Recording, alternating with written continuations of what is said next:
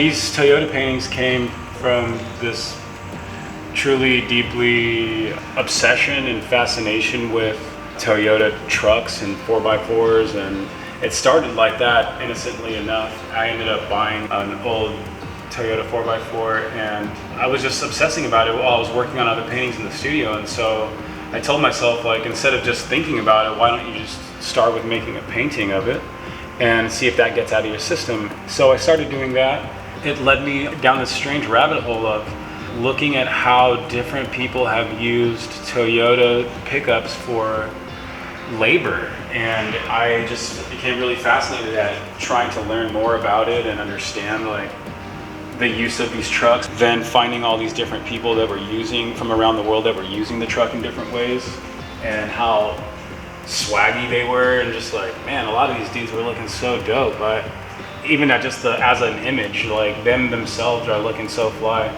And a lot of them are about to go to war or something, which is already heavy enough to think that or feel that way, knowing that this could potentially be the last time they'd ever even been photographed or something. I have no fucking clue, you know? But at least for me, and I was just trying to make a vibe and paint a vibe as opposed to painting a highly accurate photoreal representations of life or something. I wanted to make something that felt to me more like a movie still or something more atmospheric and just enjoyable to look at for myself.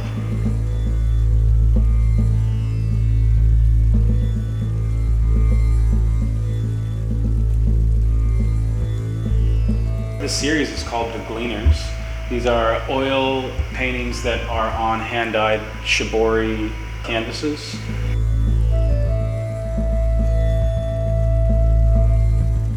These are about a time when I was up in Northern California and went up to a wheat farm and hung out with some trimmers and farmers for a season.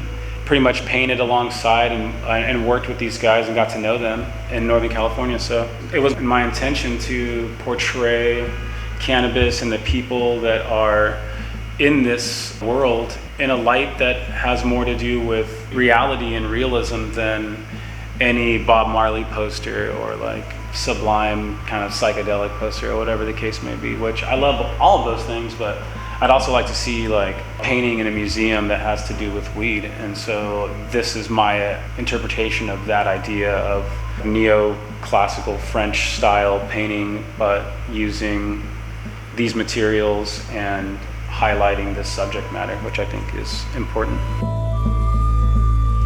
The origins of tie-dye are in traditional Japanese textile making, and I really love that idea of dyeing textiles and doing stuff by hand. And so I wanted to give a nod to hippie culture and the kind of expected idea of tie-dye when you think of hippies and weed and things like that. In a cheeky way, put an oil painting, a classical, really rendered, labored on oil painting on top of it as kind of a nod and also like an homage to them as well. This whole series is called The American Dream. These are my response to so much of the visual stimulus that was happening during the 2020 COVID lockdown, riots, and George Floyd and all this kind of police brutality things that were going on in the media, and all these murders and things like that, and the community responding to that type of stress.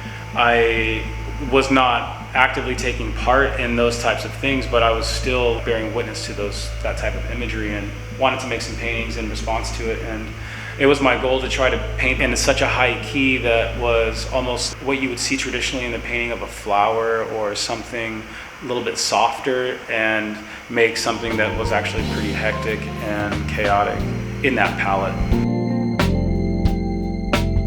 These other two are inspired by barbershop posters. My mom is a hairstylist and a salon owner, and I grew up and sitting in that seat and looking at these posters before phones and stuff like that were around to entertain you. So I remember seeing the black barbershop poster and the Mexican barbershop poster, but they were just A and B sides of the same poster. So, and essentially it's the same fucking haircut. Like, what?